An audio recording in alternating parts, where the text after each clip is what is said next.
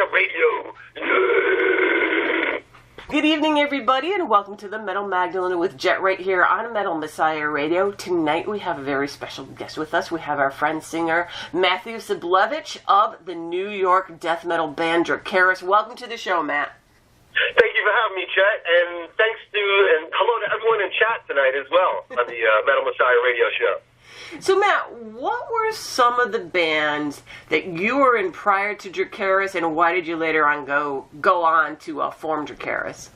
All right, so it all started way back in the early 90s. I was at Rutgers University, and I started this band called No Restraints, which Chris Warhead from Abazagorath later came to join in probably like 93 or so. And then we stopped playing in that band like around 94. I moved back to Brooklyn, Queens area, and at that time I was really just into like death metal. That New York slam death metal was really new at the time, and Chris went into black metal.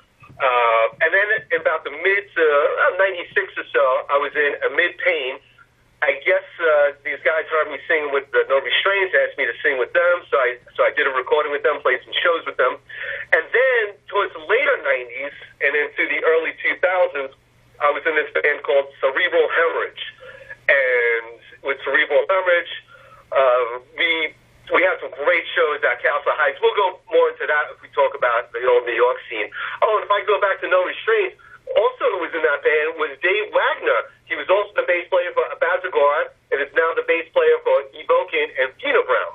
Oh, cool. Okay, so after Cerebral Hemorrhage, I kind of got a little crazy and whatnot, so I took a little bit of time off from the whole scene. I went to grad school at NYU, got my master's degree in digital imaging design, and then I was in a couple like cover bands, like playing Slayer songs. One of them was with Leo from Immortal Suffering, and that was a lot of fun. And then the second cover Slayer band I was in, it wasn't as fun. I mean, the guys were nice and all, but it just didn't really work. So then for a while, I wasn't singing too much or anything. I was just going to a lot of shows. And then I guess I was recruited to sing in this band called Thevitat, which will now lead me to why I formed Drucaris.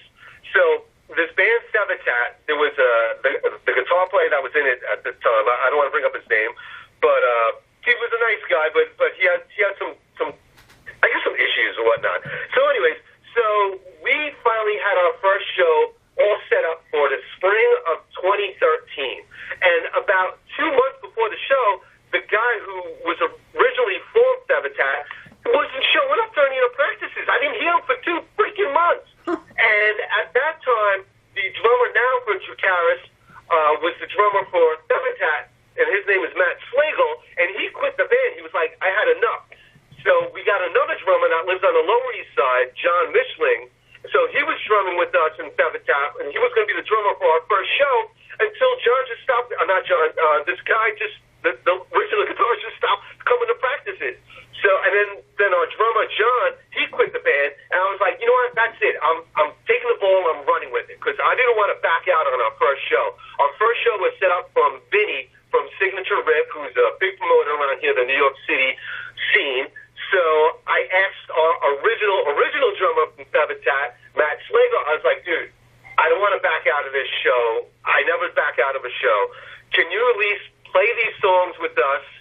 And we already have the guitar player and bassist all set up, and we'll play this show, and then we'll just take it from there. So we played the show. It was a great success. I had a lot of people showing up. We played at the Acheron, the now defunct Acheron in Brooklyn.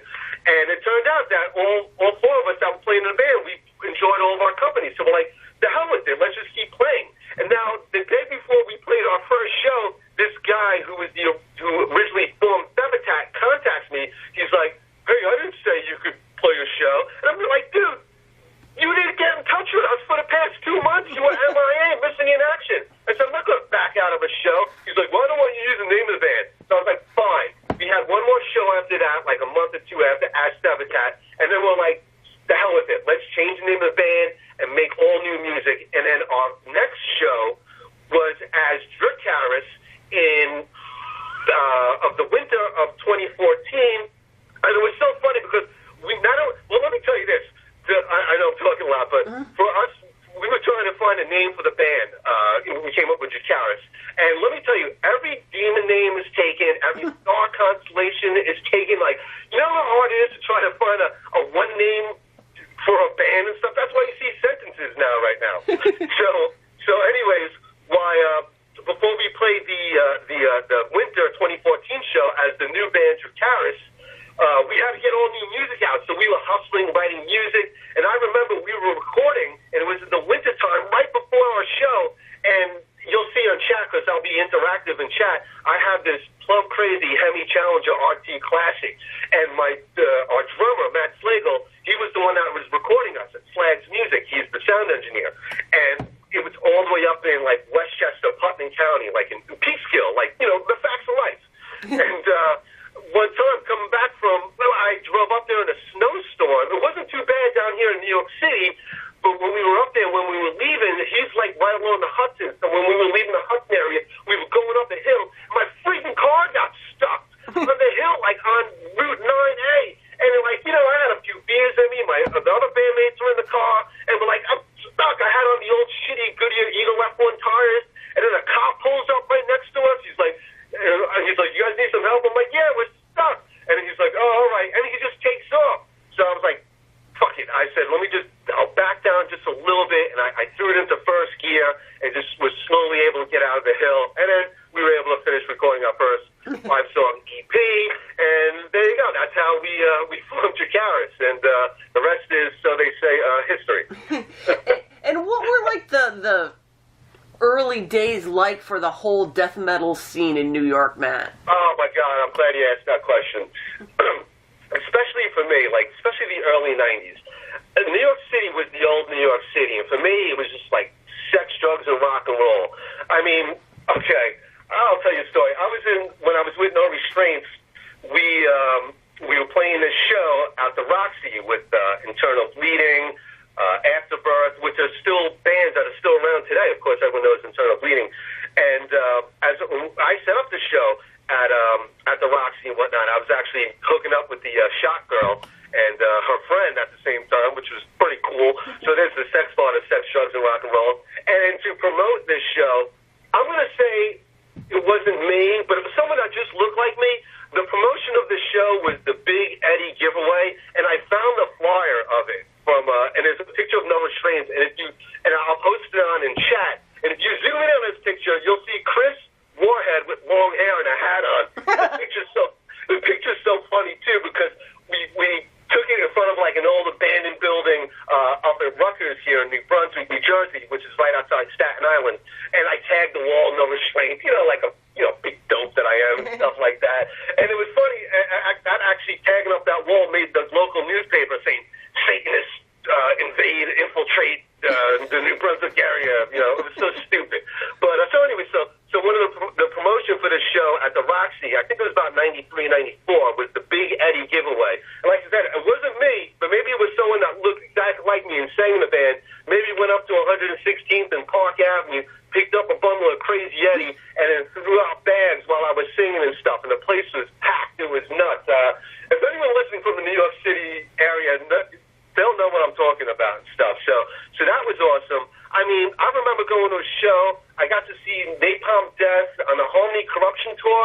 They were playing with Sepultura. I was going in there, cruising into the city with my 71 Chevelle. I was like not even 21 yet, and that's what was awesome with the city back in the day as well. You really didn't even need ID. You just kind of need to look like you were over somewhere close to 21 and stuff like that. So I cruised into that show with the girl I was dating, and this other girl was hooking up on the side all in my car, and two of my members of No Restraints. And then also, there used to be the Limelight used to be great. On Sunday night, they'd have metal shows. I was there every night, seeing like Borger, Morbid Angel. It was really cool. And then towards the mid and later 90s, there was this place called Castle Heights in Queens that, let's just say I was the director of partying in the back, but I also DJ'd there as well. All these awesome bands would play there. I played there as well with Cerebral Hemorrhage. One of the shows we played with was Immolation, Pessimist, Cerebral Hemorrhage. I actually still have that flyer someone made for me. I'll put it up on chat. But it was really, it was really new because, I mean, I guess we were Generation X, so none of us had kids yet. This was like the first generation of this genre of music. Because, I mean, there's nothing really new anymore. And the scene nowadays in New York City has come back around again. It's gotten really great again. But for a while, towards like the early 2000s to mid 2000s, I don't want to say it was dead, but it wasn't great. But the early mid to later 90s in New York City, as far as metal, you had Coney Island High, you had L'Amour's that I played. There were just so many legendary clubs. You had the Continental, which I played, and of course you had CBGB's. I mean, I remember seeing Cryptopsy there. It was just excellent, man. And it was right before or right when Giuliani got in to be the mayor of New York City, and he just kind of ruined it for everyone was getting busted for smoking weed on the street or having an open container. It just kind of stifled the scene. But the early days, and like I said, in the early '90s, and it was great. I mean, I was probably a little too young for the late '80s. I was probably like around. I was 17 when I graduated high school, so I mean, it was probably pretty darn awesome as well. But I'm just speaking about when I was able to go into bars because I had a fake ID by the time I was 18. So it was great. So Matt, in Drucaris, tell us, some of the shows you played with Dracaris and some of the bands that you've opened up for and stuff. Well, okay. With Dracaris, we're playing around the New York area. We're on technically our second bass player because our original bass player moved over to guitar. Chris Allen, who's a great guy, he's not in the band anymore. He had to move back out to the West Coast. So we with bands like Malignancy, Dehumanized, Solstice, of course my friends Immortal Suffering, Pyrexia, I believe, a lot of New York bands. Mm-hmm. I think we played with Hell Witch. It's sometimes it's a blur because I may like to kick a few back before I get on stage. But as far as speaking about shows, we have an excellent show coming up this coming Saturday, October 6th, at Lucky 13 Saloon in Brooklyn. And that's a great club because they have go-go dancers, strippers on the bar. The stage in the back is nice and high. It's probably about 4 feet off the floor, so everyone could see you. So it's an NYC metal scene show, which is also a site I run and own. It's Immortal Suffering, the headliners. Drucaris will be launching. We'll be making our new CD, Nowhere, available at that show. Also playing is Elephant Killer, Mortiferous, and All the Moments. Excuse me, the guys, if I'm Mortiferous, if I'm mispronouncing the name of your band. And that's next Saturday at Lucky 13. Oh, and if I can go back to we're making our CDs available for October 6th, but our worldwide digital release will be October 28th because our guitarist, who does all the artwork, he's also doing a video for our band. Like, he's also an excellent animator, and he's going to have that available by October 28th. So he wants that to coincide with the digital release. So that's what we're going there. Oh, and if I may elaborate a little bit more about this band, Drucaris, it's unique in the fact that everything is done pretty much in-house except for printing the CDs. Our drummer, Matt Slagle, he's the sound engineer. He did all the recording at Slag's Music up in northern Westchester, Putnam County area. Our guitarist, Cameron Robertson, is in charge of all the graphic work. He did the graphic work on the CD and all sorts of. He's really talented with that. I guess you have myself. I'm in charge of being a jackass. No, honestly, I'm in charge of web development, and I'm usually the one that's getting all the shows. Oh, most of the shows. And our new bass player, Tom Murphy, he basically joined the band about a couple months ago. But actually, I know Tom. Tom's a couple years older than me. He actually filled in for No Restraints a couple of times back in the early '90s and stuff. So it's I know there's other bands too that do all their stuff in-house. But it's just nice, being able to control everything. I know my buddies in Immortal Suffering, everyone was busting my chops a couple months ago, be like, when's this album coming out and stuff. Our drummer, our sound engineer, he moved, he bought a house, he had to move studios. You know, life just happens and stuff, you know, and you know how it is, being busy at home. Mm-hmm. And speaking of a new album, Matt, you have one coming out called Nowhere. So what can you tell us about this album musically? So, okay, well, it's definitely got a blackened vibe to it, and it has to deal with basically like humanity and the universe. I know that's very esoteric, but I mean, we try not to be too corny. We try not to take ourselves too seriously. But you know, the music has the drums. He doesn't have anything triggered. He plays his blast beats. I know Chris from Abazagarth would be happy to hear this. He plays that old school black metal.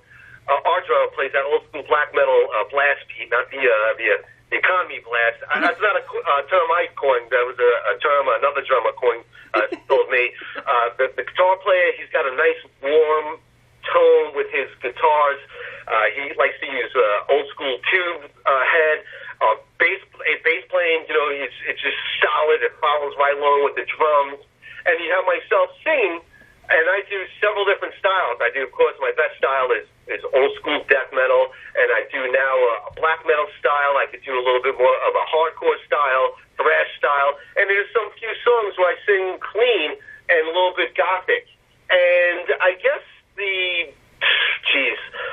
some of the material, there's this one song we have, Thorazine Goddess, and also Swimming in the Vomit of Memories. It has to do with this woman, the Thorazine Goddess. She was locked up her whole teenage years, like in really violent mental health facilities. I mean, it's amazing that this woman has survived. And I got a hold of some of her poetry, and I was like, can I use this? I want to use this for at least one or two of our songs. And she's like, sure. I said, and I also said, you know, all the music and lyrics, we just say everything's written by Drucaris, like no one gets any specific credit. But she had no problem with that as well. I could post a picture of her up on a chat, and you know, full disclosure, I happen to be living with her. She happens to be my girlfriend. That's the Deborah Max, and you can check her out at DeborahMax.com, DeborahMax.com, if you want to really go into some like deep reading. She's a brilliant writer. And some of the other lyrics that I've written about are about, one of them, Bloodletting, is about how Moses was a brilliant tactician leader. He was really violent. So that we delve into that. Another song we have, Perception of Time, is how people try to, it goes into like space-time, and how people try to manipulate time, maybe to make themselves younger, but in the end, time can't be swayed. And we have other songs that deal with the universe. So that's what you can expect. It's a 10-song track. It's a full-length, full LP. So you're going to get some really good music. There isn't any like quiet, like hidden quietness. It's solid. Like you can pop that on and listen to it right through, and not be like, what's going on here? So that's what to expect with that. And so tell us a little bit about like the cover art, what it's supposed to depict, as well as like the inner sleeve. Yeah, as I open up the cover right now, I didn't know this because like I said, our guitarist Cameron does all the artwork. I know my buddy Cameron, he just moved into a new place in Ridgewood, Queens, with his wife and their newborn. And I was like, because, you know, he's got it hazy a little bit. And I was like, is this, you doing some construction on your house? Because, you know, I couldn't really tell. He's like, no, Matt, that's Cambodian concentration camp. That's what that picture is. So it's kind of macabre. And I was like, stick foot in mouth. Jeez. I was like, well, it's I guess, you know, that's how it goes in the middle of, like, you know, it goes along with the idea of nowhere. If you're stuck in a concentration camp, you're kind of nowhere. Like, no one's there to help you. It's just, it's really depressing. Sorry, people.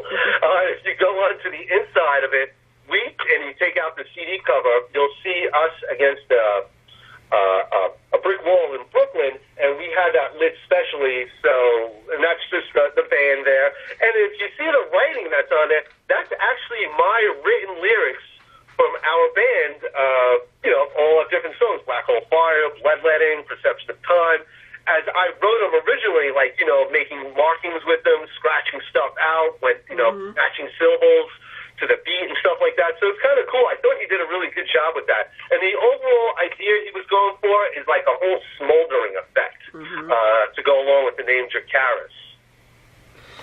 Matt, when people listen to this album, what is it that, you hope the listener will hear, take away from this album? Well, that's a tricky question because, as in all art, it is so subjective. I mean, what I personally hope they take out of it, I hope they're like, wow, this actually sounds really cool, and I hope they just enjoy listening to it. I hope they could maybe find some depth into some of the songs and some of the some of the lyrics. And what I hope they take out of it, in the end, I hope when someone listens to this CD, I hope they're like, hey, Matt, man, this was a killer CD. I really enjoyed it, and it had a great sound. I enjoyed the vocals. That's all I'm really looking for out of it. Because I don't want to get too deep. And the times we're living now, when I'm on stage, I purposely try not to get political. In fact, I try to keep my time between songs brief. Because, in these times, man, some people just want to escape and just see some good, heavy music. And I like to bring back a little bit of an old school as well with our live performance and with the CD as well. So hopefully they'll get that out of that. So especially the song Perception of Time. It's got an old school metal, hard drive and headbanging feel. And so you mentioned that one show. What else do you have going on for the rest of the year, Matt? Do you know? So we're going to be setting up a show in North Jersey, and I know a couple people want us to come up and down the East Coast, Baltimore, Virginia area.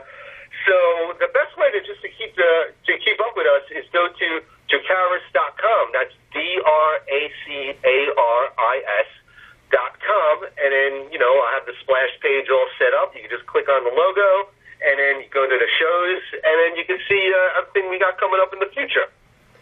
So you think we got everything covered? Is there anything else you want to mention before we go, Matt? I think. So I guess if you want to know, I when you were asking with the CD cover, and I said that what people what can they expect, or what do they get out of it when they're looking at the artwork, and I'm like, that smoldering thing. Dracaris is actually a term used on Game of Thrones, because like I said, we were looking for a name of the band, and then we came up with the term Dracaris, and that means dragonfire. So there you go. Whatever. Take it as it is. At least it's not a sentence. So there you go. But thank you so much for having me. Thank you, everyone in chat. I always love being in chat. I love the Metal Magdalene show. I love Metal Messiah. You guys, it's just a great radio show. And please check out nycmetalscene.com for all your metal needs in the New York City area and just in general. All right, so there you guys go. Make sure to check out Drucaris on their website, and you can check them out you can check out their new album, Nowhere, coming out soon next month. And if you get a chance to see them live, make sure you grab it next month, meaning this month, October. Right. Next Saturday, October 6th. Oh, my God. And, Matt, thank you so much for coming on the show to talk about the band, and all the best to y'all. Thank you so much, Chet. I really appreciate it. Thank you.